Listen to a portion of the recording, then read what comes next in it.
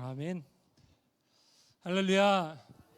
오늘 찬양 예배 나오신 그 예배 드리시는 모든 성도님들의 삶 위에 하나님의 긍휼과 평강과 사랑과 능력이 함께 하시기를 예수님의 이름으로 축복합니다. 세상을 살아갈 때 무엇인가를 발견한다는 것은 무척이나 설레고 흥미로운 일입니다. 우리가 잘 아는 세종대왕은 관청노비 장영실을 발굴하여 인재로 등용했습니다. 조선 중기 당시의 신분사회에서 관청노비를 등용한다는 것은 파격 중에 파격이었습니다. 그럼에도 세종대왕은 장영실을 보는 눈이 있었던 것입니다. 그 결과 장영실은 발명을 수많이 이뤄내서 조선의 과학과 기술을 혁신적으로 이끌었던 것입니다. 최근 초등학생 1학년인 우리 집 막내 아이가 달걀을 부화시키려고 실험을 했습니다. 삐약삐약 병아리를 기대한 것입니다. 네모난 상자를 가져다가 동그란 달걀을 넣고 스탠드를 불을 켜서 그것을 비추었습니다. 조금 후에 둘째가 와서 거기다 이불을 덮어주었어요. 조금 후에 첫째가 오더니 핫팩 2개를 뜨끈뜨끈한 것을 올려주었습니다. 달걀은 부화가 되었을까요? 아이들이 잠을 안 자고 5분마다 한 번씩 그것을 들쳐다보고 확인해 보더군요. 그날 평소보다 1시간 더 늦게 아이들이 취침에 들어갔습니다. 다음날 보니까 찐계란이 되었습니다. 제가 그 찐계란의 맛을 보니까 나름 괜찮았습니다. 저는 이불과 핫팩으로도 찐계란을 만들 수 있다는 그런 새로운 발견을 했습니다. 또 하나의 발견을 말씀드리면, 제가 청년 때 호주에 6개월간 지낸 적이 있는데요, 그곳에서 우연히 세계 지도를 제가 보게 되었습니다.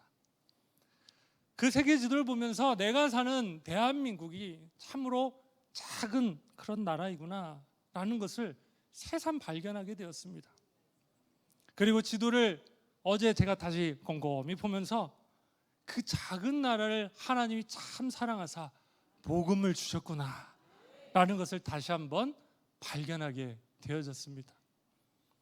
오늘 본문은 이처럼 발견한 사람들의 이야기가 나옵니다. 무엇을 발견했습니까?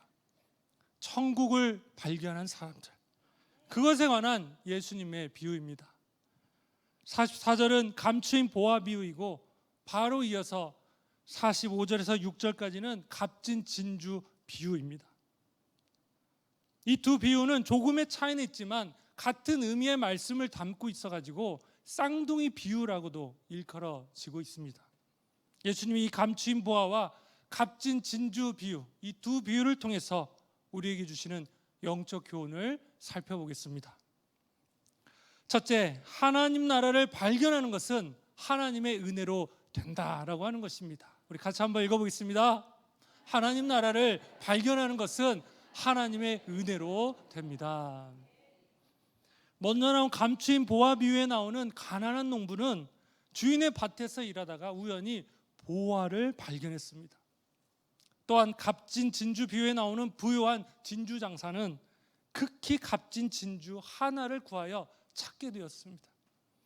우리 인생도 마찬가지로 가난한 농부처럼 우연한 기회에 예수님을 발견하는 사람이 있는가 하면, 부유한 진주 장사처럼 오랫동안 진리를 찾는 과정 끝에 복음을 발견하고 예수님을 만난 사람도 있습니다. 전자든 후자든 구원의 과정은 하나님의 예정적인 뜻 가운데 진행되는 것이기 때문에 우리는 그것을 주님의 은혜라고 고백합니다. 두 비유의 말씀을 보면 각각 공통적으로 들어가는 말씀이 있어요. 밭에 감추인 보화에서는 발견한 후이며, 값진 진주 장사 비유에서는 발견함에라고 기록되어 있습니다. 둘 다 똑같이 발견했다는 것이죠. 그들의 인생의 전환점이 시작되는 때입니다. 마찬가지로 우리 인생의 터닝 포인트, 행복의 시작은 바로 보화 진주를 발견한 사람들 같이 천국, 하나님 나라를 발견하는 것입니다. 보화보다 귀한 예수님을 만나는 것입니다. 예수님을 주님으로 만나고 하나님 나라를 발견하면 인생의 터닝 포인트가 되고 인생의 행복이 시작되는 것입니다. 그리고 천국의 영향권 안에 살아가는 존귀한 인생이 되는 것입니다. 그 존귀한 인생은 성령으로 가능한 것이며 하나님이 주시는 놀라운 선물 같은 삶인 것입니다. 고린도전서 12장 3절 하반절에 성령으로 아니하고는 누구든지 예수를 주시라 할 수 없느니라. 인간은 죄로 인해 영적으로 눈이 멀어서 도무지 천국을 발견할 수 없는 어둠으로 꽉꽉 들어찬 사람들이었는데 하나님이 성령의 선물을 우리에게 주시사 우리의 영안을 열어주시고 주님 나라를 볼 수 있도록 은혜의 빛을 허락해 주신 것입니다. 지금은 교회학교 여름 성경학교와 수련회가 진행 중에 있습니다.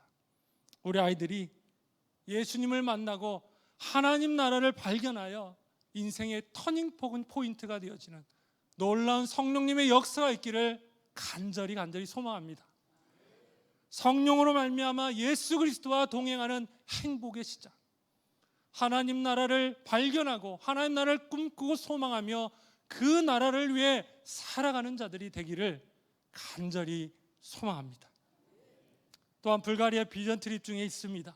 그리고 아울리츠가 곧 이제 시작되어집니다. 우리 교회를 붙들어 사용하시는 하나님의 선교 사역을 통해서 불가리아 영혼들과 경기노의 다음 세대 어린 영혼들이 영적인 눈이 열려서 주님 나라를 발견하게 되어지는 복된 삶 되어지기를 간절히 소망합니다. 우리 그리스도인들은 참 보화 되시며 참 진주가 되시는 예수 그리스도를 만나고 주님 나라를 발견한 사람들입니다. 우리는 주님의 은혜로 세상 권세에서 종노릇한 데서 해방되어 하나님이 통치하시는 나라에 들어감을 얻은 주님의 제자가 되었다라고 하는 것입니다. 이것은 하나님의 놀라운 은혜입니다. 왕같은 제사장이요 주님의 거룩한 백성됨의 축복을 누리며 그 은혜를 흘려보내는 자로 살아가는 복 있는 자가 된 것은 주님의 은혜라고 고백할 수밖에 없는 것입니다. 그럼 우리와 함께 하시는 하나님으로 말미암아 우리가 천국을 발견한 것, 그리고 이 땅에서 미리 그 하나님 나라를 누리게 된 것은 오직 주님의 은혜인 줄로 믿습니다. 예수님이 감추인 보화와 값진 진주비를 통해서 우리에게 주시는 영적 교훈은요, 두 번째로 하나님 나라는 세상 무엇과도 바꿀 수 없는 보화라는 것입니다. 우리 같이 읽겠습니다. 하나님 나라는 세상 무엇과도 바꿀 수 없는 보화입니다. 고대 사회에서 이 보화나 진주는 오늘날 가치와는 비교가 안 될 정도로 매우 값진 물건이었다고 합니다. 보화나 진주가 귀중한 것은 그 희소성과 또 그 자체가 가지고 있는 독특한 가치성 때문일 것입니다. 보화나 진주와 같이 하나님 나라는 너무나도 값지고 귀한 것입니다. 아니, 보화와 진주와는 비교할 수 없는 것입니다. 그러나 이 땅의 것들 중에서 인간이 쉽게 알아들 수 있게 비유할 수 있는 것이 보화와 진주이기 때문에 주님은 그것으로 천국을 비유하고 계십니다. 그러나 보화, 진주 그 정도이겠습니까? 천국, 하나님 나라의 가치는 우리가 생각할 수 있는 모든 것의 그 이상일 것입니다.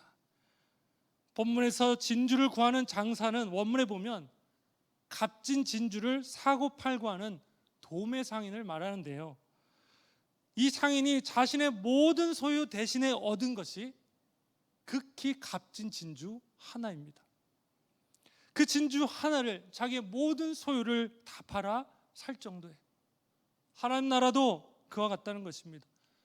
세상에서 어떤 것을 다 준다 하더라도 하나님 나라와는 바꿀 수가 없습니다. 천국은 세상 무엇과도 바꿀 수 없는 절대적인 가치입니다. 제가 청년 때에 주님을 만나고 하나님 나라를 발견한 후에 명언집을 읽다가 헬렌 켈러의 명언을 보게 되었습니다. 저는 헬렌 켈러 말에 사로잡혀서 그것을 읽고 또 읽고 계속해서 되뇌었습니다. 바로 이것입니다. The most and best beautiful things in the world cannot be seen or even touched. They must be felt with the heart. 세상에서 가장 아름다운 것들은 보이거나 만져질 수 없다. 그것은 다만 가슴으로만 느껴질 뿐이다. 저는 이 문장을 보면서 하나님 나라를 생각하게 되었습니다. 그렇게 제가 계속해서 읽고 되뇌었던 것입니다. 아무에게나 보여질 수 없고 만져질 수 없는 나라, 그러나 예수 그리스도의 십자가와 부활로 말미암아 하나님이 우리 마음에 천국을 담아주시기에 우리는 가슴으로 그 아름다운 주님의 나라를 생생하게 느끼며 경험할 수 있게 되는 것입니다. 하나님 나라가 임하면 우리의 강팍한 마음이 녹아지고 우리의 마음과 세계관이 주님의 나라의 가치관으로 변화되어지고 우리의 꿈과 소망과 모든 삶이 송두리째 바뀌어지는 것입니다. 예수님 안에 있는 하나님 나라는 우리에게 구원이 임하는 나라이고 영원한 생명을 주는 나라이고 참된 기쁨을 주는 나라이고 참된 평화와 안식을 주는 나라입니다. 우리의 영원한 아버지 하나님이 완전하게 영원히 통치하시는 나라입니다. 예수님을 믿는 우리는 이 땅에서부터 그 나라의 영향권 안에 살아가는 존귀한 자들입니다. 성삼위 하나님이 통치하시고 다스리시고 역사하시는 그 놀라운 능력 안에 살아가는 자들이 바로 우리 그리스도인입니다. 그렇게 이 세상 어떤 것을 다 갖는다 하더라도 예수님 안에 있는 하나님 나라가 없는 인생은 아무것도 아닙니다. 죄의 권세 아래 멸망의 백성으로 살다가 지옥으로 떨어지는 것이, 반대로 세상 모든 것이 없다 해도 하나님 나라가 있는 인생은 다 가진 것입니다. 예수님은 오늘 세상 무엇과도 바꿀 수 없는 보화가 바로 하나님 나라임을 본문을 통해 가르쳐주고 계십니다. 하나님 나라는 세상 무엇과도 바꿀 수 없는 귀중한 보화입니다. 하나님 나라 왕이신 예수 그리스도는 최고의 선이고 궁극적 목적이고 진정한 기쁨을 주시는 분입니다. 저 여러분 안에 예수 그리스도가 계시다면 저와 여러분은 최고의 행복과 최대의 기쁨을 누리는 존귀한 자들인 줄로 믿습니다. 예수님이 감추인 보화 값진 진주를 부위를 통해서 우리에게 주시는 영적 교훈은요, 마지막으로 하나님 나라를 발견한 사람은 그 나라의 전부를 건다라는 것입니다. 같이 한번 읽겠습니다. 하나님 나라를 발견한 사람은 그 나라의 전부를 겁니다. 하나님 나라가 대부분의 사람의 눈에는 감춰진 것으로 보이지만 발견하게 된 사람들은 그 나라에 자신의 전부를 쏟아붓는 삶을 본문은 보여주고 있습니다. 여러분, 그런 삶은 당연한 것이라는 것입니다. 여러분, 농부가 밭에서 자신의 인생을 뒤바꿀 만한 보화를 발견했는데 자신의 모든 것으로 그 밭을 통째로 안 사는 사람이 있겠습니까? 도매 상인이 자신의 삶을 송두리째 바꿀 수 있는 극히 값진 진주 하나를 발견했는데 자신의 모든 것으로 그 진주를 안 사는 사람이 있겠습니까? 하나님 나라도 마찬가지입니다. 썩어질 세상의 것들과는 비교할 수 없는 눈부시게 아름다움, 존귀와 영광과 새로운 부활의 삶이 있는데, 썩지 않고 쇠하지 않는 영원한 생명의 나라가 있는데 자신의 모든 것을 거기에 걸지 않는 사람은 없는 것입니다.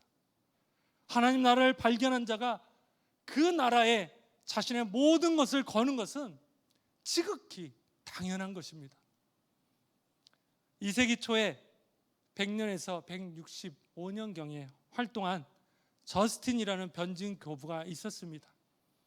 그는 기독교 신앙을 변호하고 전파하는데 교회사에서 중요한 역할을 한 사람입니다. 그가 예수님을 믿기 전에 그는 모든 학파의 철학을 공부해 보았으나 만족을 얻지 못하고 있는 매우 명석한 교수였습니다. 그는 어느 날 들판에서 키 작은 노인을 만났고 그 노인에게서 예수님의 이야기를 듣게 되었습니다. 그는 노인의 말이 사실인지 확인하기 위해서 즉시 성경을 읽기 시작했습니다. 그는 확신했고 기쁨으로 가득 찬 그리스도인이 되었습니다. 그는 오랜 추구 끝에 극히 값진 진주 하나를 발견한 것입니다. 저스틴은 발견하게 된 천국 복음을 위해 살다가 로마에서 마침내 순교함으로 자신의 가장 귀한 생명마저 하나님 나라를 위해 아낌없이 드렸습니다. 사람들은 여러 방식으로 천국을 찾습니다. 어떤 사람들은 우연히 발견하기도 하고, 어떤 사람들은 저스틴처럼 오랫동안 찾다가 발견하기도 합니다. 그러나 우리가 그것을 어떻게 얻게 되었든지 간에 그것은 은혜로 얻어지는 매우 가치 있고 귀중한 것입니다. 그렇게 천국을 발견한 우리는 우리의 남은 삶 속에서 어떤 희생을 치르고서라도 그 나라를 위한 삶을 살아야 함을 주님은 오늘 본문을 통해서 우리에게 가르쳐 주십니다. 주님을 만남으로 이미 우리 안에 천국이 임했습니다. 그러나 아직입니다. 주님 오실 때에 완전히 임할 하나님 나라가 예비되어 있습니다. 우리는 이미 임한 하나님 나라, 그러나 아직이지만 앞으로 임할 그 주님의 나라를 바라보며 그 나라를 위해 살아가는 자들입니다.